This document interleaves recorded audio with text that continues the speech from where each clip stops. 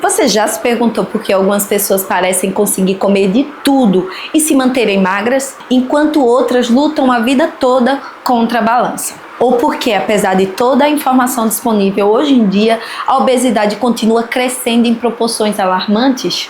Seja bem-vindo ao canal, venha ser um curioso e nutrir a sua mente com informações sérias baseadas em ciência. A resposta, meu amigo, minha amiga, é muito mais complexa do que um simples comer menos e se exercitar mais. Chega de culpar a falta de força de vontade. Hoje vamos mergulhar nos segredos da obesidade, desvendar mitos e trazer a você as verdades científicas que vão transformar a sua visão sobre saúde e o corpo. Prepare-se para ser surpreendido.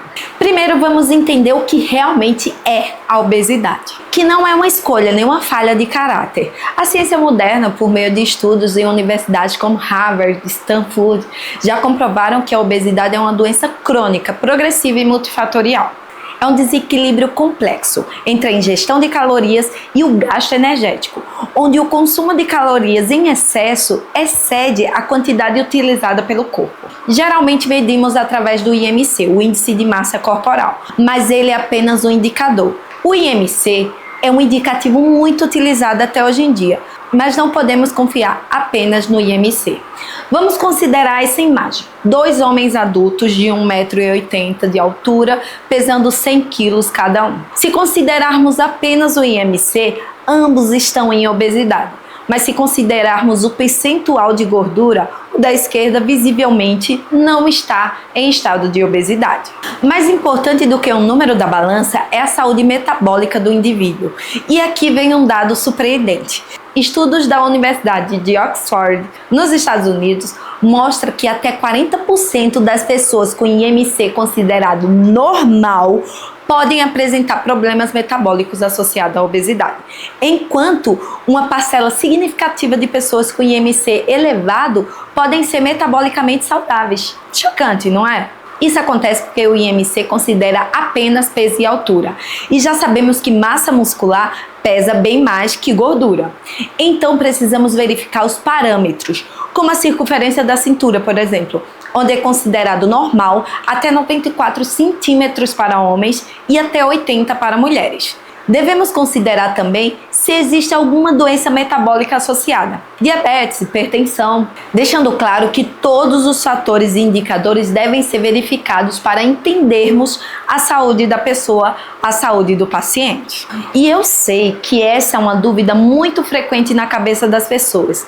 Se não é só força de vontade, por que a obesidade atinge uns e outros não? A resposta está na intrigante dança entre a genética e o ambiente em que vivemos.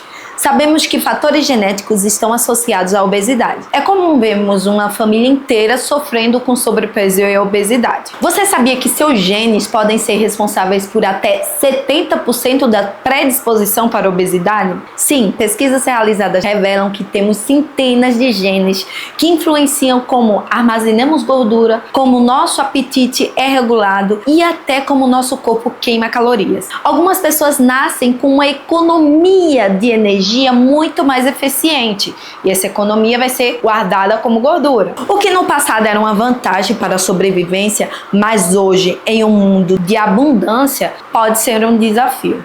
A genética não é um destino. O ambiente tem um papel gigantesco. Pensa comigo, a disponibilidade de alimentos ultraprocessados, ricos em açúcares, gorduras, sal, verdadeiras armadilhas metabólicas. Outra questão é que a nossa alimentação é extremamente sociável. Quando marcamos algo com alguém, já pensamos em um restaurante ou quando vamos receber aquela visita em casa, a primeira coisa que planejamos é o que vamos servir, o que iremos comer. Tudo isso associado ao estresse crônico que desregula nossos hormônios, a falta de sono, sedentarismo imposto pelas nossas rotinas, a poluição, sim, até a poluição pode influenciar ao afetar nosso microbioma intestinal e processos inflamatórios. Permita-me contar a história da Ana, personagem que eu acabei de criar, mas que deve existir por aí muitos anos. Desde criança, Ana sempre lutou com o peso. Seus pais eram obesos e ela cresceu ouvindo que precisava fechar a boca. Passou por dietas restritivas, sentiu-se culpada. O que Ana não sabia é que ela tinha uma predisposição genética para a obesidade e vivia em um ambiente que a empurrava para isso. A ciência nos ensina que Ana não estava falhando, e sim, o sistema estava falhando com ela. E essa compreensão muda tudo para entendermos o que é a doença e tratarmos, mas que isso não sirva de pretextos para preconceitos e gordofobias. Agora vamos falar de comida. A relação é óbvia, certo? Mas não é só sobre calorias. É sobre a qualidade da caloria e como o nosso corpo a processa. Eu já falei em outros vídeos o como é frustrante ver profissionais que focam apenas na contagem de calorias para não engordarmos. Não é sobre fazermos terrorismo alimentar, mas a qualidade dos nutrientes são tão ou mais importantes do que a quantidade de calorias. Diversos estudos realizados em diversas partes do mundo demonstram que alimentos ultraprocessados, aqueles cheios de aditivos, açúcares refinados, gorduras trans, são projetados para serem viciantes. Eles bagunçam os nossos sinais de saciedade, inflamam o nosso corpo e promovem o armazenamento de gordura. Eles são o que chamamos de alimentos obesogênicos. Uma pesquisa recente revelou que o consumo excessivo de ultraprocessados pode levar a uma inflamação crônica que afeta diretamente o hipotálamo, a região do cérebro que controla o apetite. Ou seja, você não está comendo demais por falta de força de vontade. Seu cérebro está sendo hackeado pela indústria alimentícia. A solução não é banir grupos alimentares, mas focar em comidas de verdade. Legumes, frutas, proteínas magras, gorduras saudáveis e carboidratos complexos. Priorize alimentos minimamente processados. Tente cozinhar mais dentro da sua casa. Entenda que a comida é combustível sim, mas também é informação para o seu corpo. E a informação que a gente quer dar para o nosso corpo não é a da inflamação. Você pode até estar me questionando agora. Então eu não posso nunca mais comer coisas como feijoada, lasanha, pizza, refrigerante? Na verdade, o que eu estou te falando é para priorizar alimentos mais saudáveis. Por exemplo, se você saiu e foi no jantar num rodízio de pizza, no outro dia aproveita no almoço e tem uma refeição mais leve. Prioriza carnes magras, uma salada, ao invés de uma feijoada gordurosa. Seguindo, eu quero chegar no ponto mais disruptivo do nosso vídeo: a gordofobia.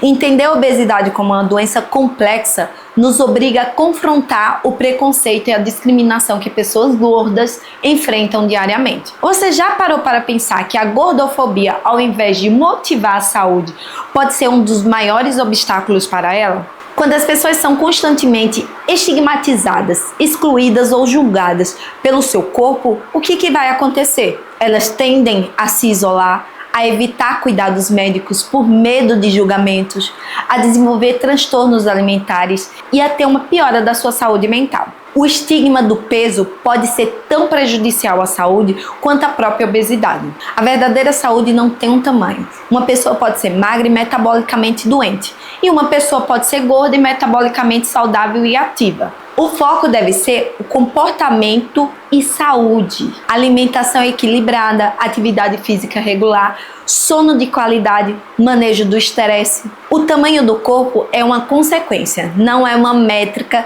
principal da saúde. E quem tem que discutir sobre saúde são os profissionais que irão cuidar e tratar dessas pessoas, dessas condições.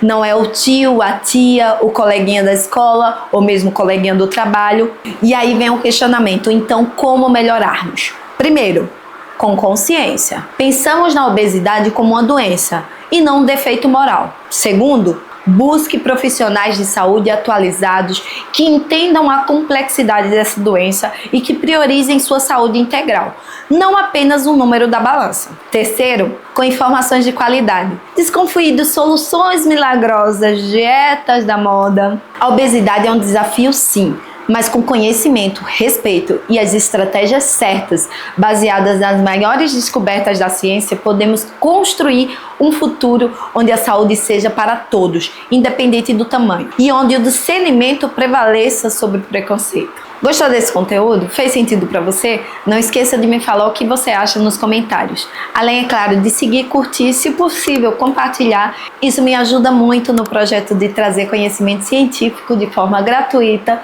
para muitas pessoas. Até mais!